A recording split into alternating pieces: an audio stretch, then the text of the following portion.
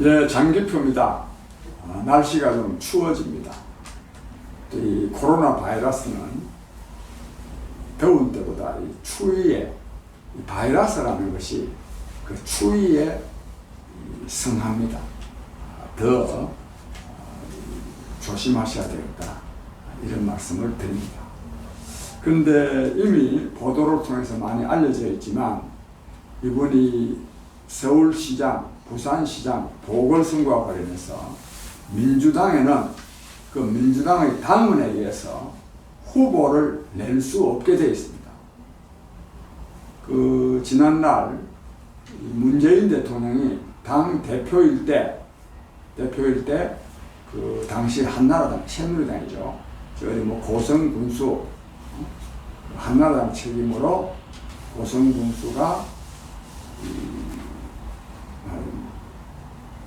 물러나게 됐을 때, 그때 후보를 내지 않아야 된다 그러면서, 또 그것도 그렇고, 또 민주당이 또 폼 잡으려고 뭐 혁신한다 그러면서, 민주당 그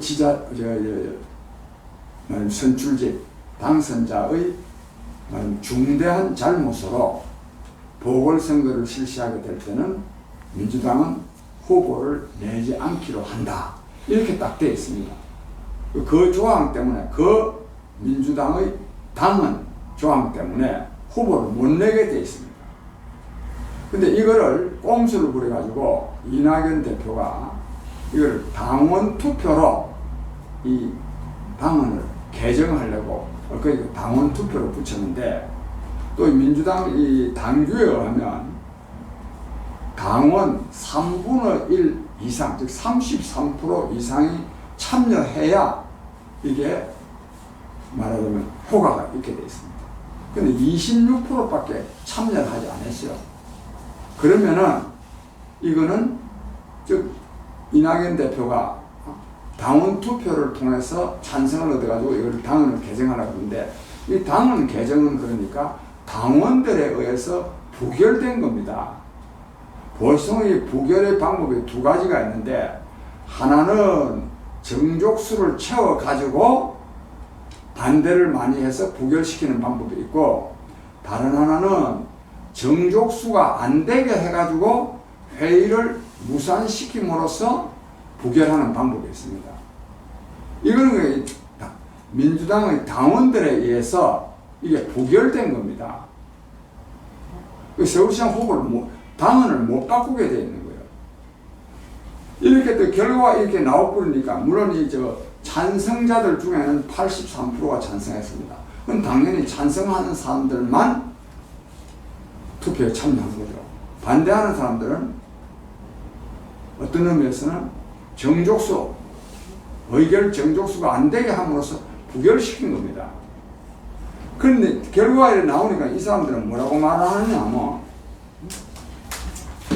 당원 투표는 의결 절차가 아닌 당원들의 의견을 한번 묻고자 하는 그런 투표였다. 그럼 뭐 하려고 합니까? 민주당원들이 노는 사람들입니까? 할 일 없는 사람들입니까?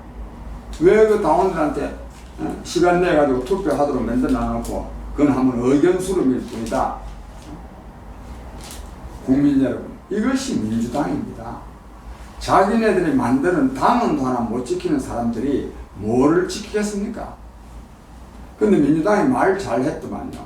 이번에 투표를 서울시장, 부산시장에 후보를 내는 것은 책임 정치의 차원에서 책임을 지기 위해서 낸다고 했습니다.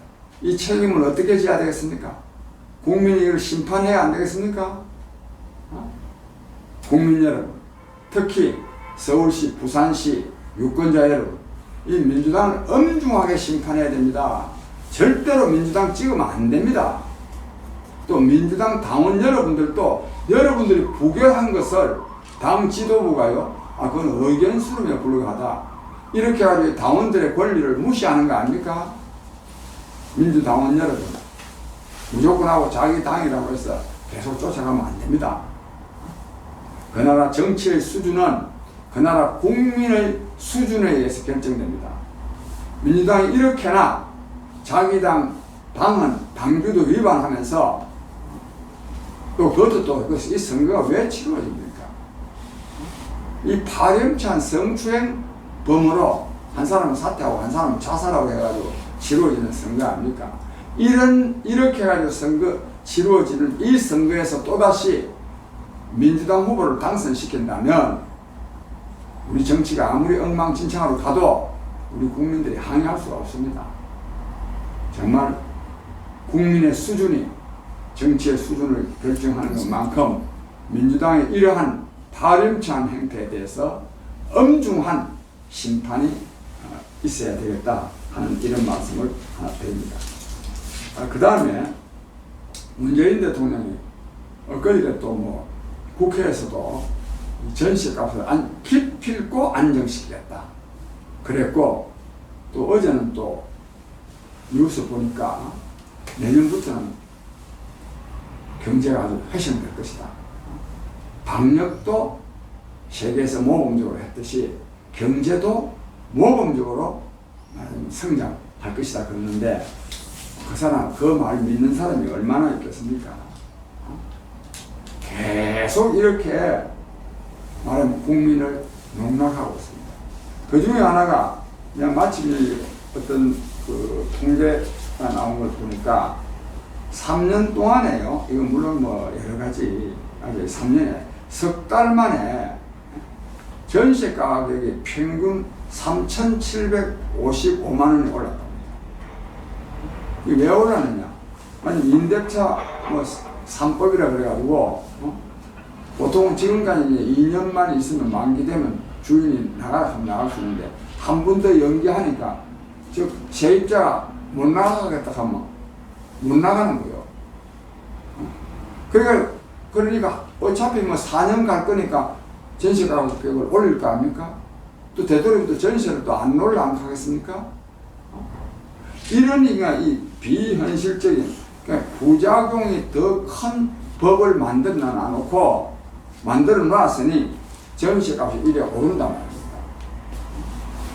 이렇게 오르게 만들면서 또 전세값을 기필코 또 안정시켰다. 또 이런 또 일도 있었어요. 홍남기 씨가 자기 집은 또 따로 있는데 어떻게 전세를 좀 자기 집을 전세를 좀 놨는데 그 사람을 좀 내보내려 그러니까 안 나가려고 그러는 거예요. 내가 2년 더 있어야 됐대. 그래가지고 꼭 저 권리금처럼 돈을 얼마나 주었는지는 신문에 안 났지만 그 돈을 상당히 좀 뭐 이사비 이런 명목으로 해가지고 상당한 돈을 주고 내보냈답니다. 이 자기네들도 이런 이 정책에 홍남기 그 경제부총리는 직접적인 당사자 아닙니까? 국토교통부 장관만 당사자가 아니라 경제부총리도 당사자입니다. 이 당사자들도 이 자기네들이 지금 이 경제 3법, 임대차 보호 3법, 이 임대차 보호가 아니라 임대차 임차인들 완전히 그냥 죽이는 정책 아닙니까 이거? 그러고도요. 그러면 이거를 이 비현실적이다 해가지고 다시 현실적으로 고쳐야 됩니다. 그래서 야당에서 국민의힘에서 굉장히 고칠 것을 요구하고 있는데도 이 정권은 아무리 잘못된 것도 자기네들이 잘못했다는 것을 절대로 인정하지 않습니다. 어떻게 해야 되겠습니까? 국민이 심판해야 합니다. 그 다음에 제가 오늘 한겨레 신문을 보니까 이명박 대통령에 대해서 이 진영 사람들에 대해서 끝까지 사과를 하지 않았다. 이런 제목입니다. 이거요. 뭐 전직 대통령이나 누구나 다 뭐 모든 국민은 법 앞에 평등하니까 이명박 대통령도 잘못된 것은 징역 살아야죠. 그러나 다 사람이라는 거는 그래 그 나이 그 대통령까지 지낸 사람이 나이 80이 돼가지고 17년 징역형을 받고 가는데 거기다가 또 악담을 또 퍼부어야 되겠습니까? 한겨레 신문 뭘 잘합니까? 한겨레 신문이 이게 언론입니까 이게? 우리 민주화운동의 중요한 성과 중에 하나가 한겨레 신문인데 민주화운동 한 사람들이 이따위 어용신문 만들려고 민주화운동 한 줄 압니까? 정말 한겨레 신문 이 사람들은 인간이 아닙니다. 인간이. 근데 그 중에 중요한 내용이 다스가 이명박 씨 건데 그걸 인정하지 않는다. 다스가요, 이명박 씨 건지 아닌지 저는 그걸 모르죠. 그런데 제가 이거를요, 이 법이 제대로 못 밝혀냈다고 생각합니다. 서류상으로 거의 완벽하게 이명박 씨께 아닌 걸로 되어 있어요. 누가 밝힙니까? 형제간에 아이고 뭐 형님 가지시라고 하면 끝나는 겁니다. 이게 뭐 정려세법을 위반했느냐 안 위반했느냐는 별개의 문제라고. 이 다스가요, 그동안에 검찰에서 조사를 했고 특검에서도 했고 전부 다 무혐의 처리됩니다. 이명박 씨께 아닌 걸로 드러난 거예요. 근데 이번에 문재인 정권이 들어서 가지고 이 윤석열 씨가 중앙지검장 할 때 이거를 유죄로 만드는 거 아닙니까? 근데 유죄의 결정적 이유가 뭐냐? 그 운전수의 증언입니다. 운전수가 그렇게 증언을 했다는 거예요. 국민 여러분, 이 운전수가요, 그 사람이 무슨 책임이 있겠습니까? 또 이 운전수가 또 어떻게 또 압니까? 그 사람 말을 어떻게 믿습니까? 저도 이 다스가요, 이명박 씨 것일 가능성이 상당히 있다고 생각합니다. 또 정치를 하니까. 그러나 100보를 양보해서 그 실소유주가 이명박 씨라 하더라도 뭐 도둑질 해가지고 한 겁니까? 그래도 세상이 또 뭐 한 개 한 개를 다 밝혀내야 됩니까? 법률에 이런 말이 있습니다. 기대 가능성. 자기 재산 아니라 자기 재산인데도 재산이 너무 많다 그러면 선출직 고위직 차지하기가 어려워서 뭐 그랬는지는 모르지만, 그러나 이거를 법률적으로 밝혀냈으면 할 수 없는 거요. 잘한 거지 그게. 운전수 말 듣고요, 그걸 다스가 이렇다 이런 재판하면 됩니까 이게? 아무리 죄를 지었다 하더라도 증거가 없으면 무죄예요. 그 증거가 증거다워야죠. 그 운전수 말 그걸 증거라고 할 수 있습니까 그게? 그리고 또 이런 부동산의 문제는 전부 다 제일 중요한 건 등기부 등본이고, 그 다음에 그 대금의 흐름이고, 이런 거를 따져가지고 뭐 이명박 씨 거라든지 이렇게 말해야 되지. 아니 운전수 말 듣고 그러더라. 그 운전수가 아니면 옆집 사람 말 듣고 그러면 우리가 들으니까요, 저 다스가 이명박 씨 집도 같더라고 이렇게 말하면 그것도 유죄 사유가 됩니까? 그 다음에 또 이 한겨레 신문 이래 놨어요. 뭐 7년 전인가? 7년 전이지. 이명박 씨 7년이 아니라 10몇 년 전이네. 이명박 씨가 대통령 할 때가 2007년도입니다. 근데 그 이후에 또 뭐 이명박 씨 취임하고 이럴 때 오래전에 이미 밝혔어야 되는데 이 정부 들어서 마침내 밝혔다. 국민 여러분, 사실요, 이명박 씨를 무혐의 처리해준 정부는 노무현 정부입니다. BBK 사건 5문제도 그것도 포함되어 있습니다. 노무현 정부고 노무현 대통령이 이거를 무혐의 처리해 줬습니다. 무혐의 처리. 박근혜 정부가 무혐의 처리한 게 아닙니다. 그럼 노무현 씨는 왜 그러냐? 호남 출신 대통령이 되면 안 되기 때문에 박해인 한 거예요. 이명박 씨 대통령 만들어주려고. 뭘 박해냈냐?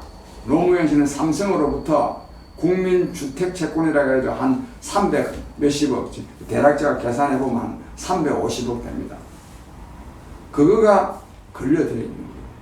이명박 정부가 들어서서 그거 조사하면 나오게 돼 있거든.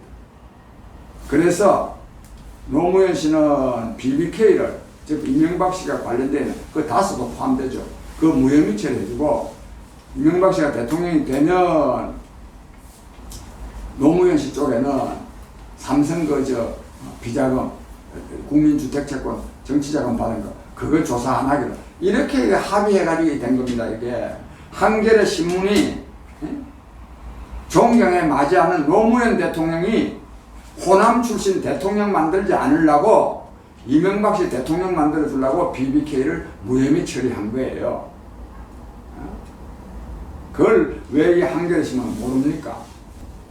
한겨레, 노무현 정부가 이거 무혐의 처리해 준 거예요. 노무현이. 그래서 이 사건이 났을 때,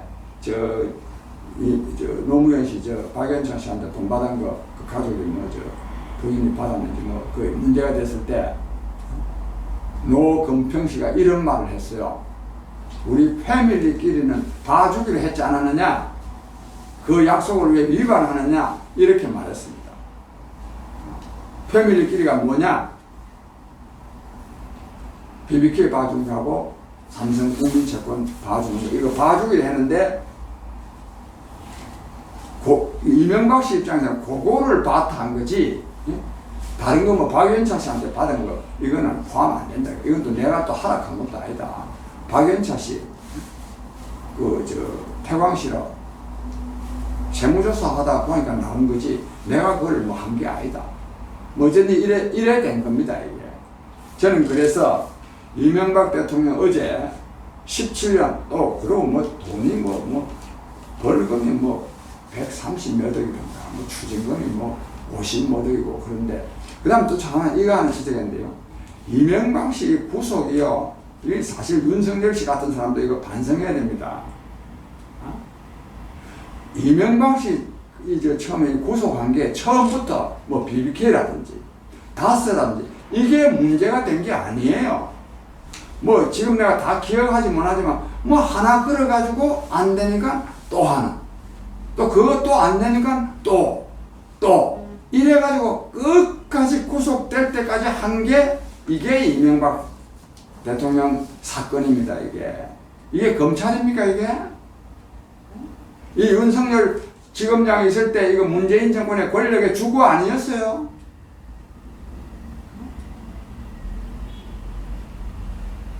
저는 그러나 윤석열 씨에 대해서는 저는 검찰주의자라고 생각합니다. 아마 이 사람은 검찰로서의 권능을, 권력을 행사하는 것을 상당히 즐기는 사람이 아닌가. 그래서 이명박 정부도, 박근혜 정부도, 문재인 정부도 자기가 검찰로서 가지고 있는 권한을 최대한으로 행사하려고 한 게 아닐까. 꼭 정치적인 의도가 있었다기보다도 자기가 검사로서의 그것이 사명이라고 생각을 하고 말이죠. 하여튼 당시에 이명박 대통령 끝까지 구속될 때까지 계속 조사한 거, 이거는 한국 검찰사에 얼마나 이 검찰권 행사가 부당했는지를 드러내는 한 예일 것입니다. 저는 사실 그래서 이명박 대통령이 구속되는 게 첫 느낌은 뭐냐? 이건 나라가 아니다. 전직 대통령을 억지로 그래가지고 구속하는 법이 어디 있습니까? 나는 그래서 이명박 대통령이요, 이번에 문재인 정권이 이명박 대통령한테 큰 선물을 했는데 뭐냐? 굉장히 청렴한 국정 운영을 했다. 청렴한 대통령이다. 왜? 4대강 사업 공사비가 22조 원입니다. 22조 원. 그거 다 대기업들이 합니다. 돈 한 푼 안 받아먹는 게 거의 증명된 거나 마찬가지 아닙니까? 만약에 그 기업주들이 정부에다가 돈을 주었다면 그걸 안 밝혀지겠습니까? 철저하게 밝혔지. 근데 아마 돈 준 것을 못 밝힌 것으로 봐서 돈을 아마 안 준 것 같아요. 그 4대강 사업 같은 거, 저런 거야말로 진짜 돈 받아먹기 좋은 거 아닙니까? 저 광급공사. 저기 무슨 액수가 정해져 있습니까? 좀 부풀어주고 뒷구멍으로 돈 받으면 되죠. 그런 일을 안 했단 말이에요. 아무쪼록 이런 것들은 구체적인 해명보다도 전직 대통령을 저렇게나 억지로 해가지고 17년이나 징역 살리고 뭐 온갖 거 하는 거, 이 나라가 아닙니다. 왜 이런 일이 벌어지느냐? 문재인 정권이, 문재인 대통령이 무능해서 그렇습니다.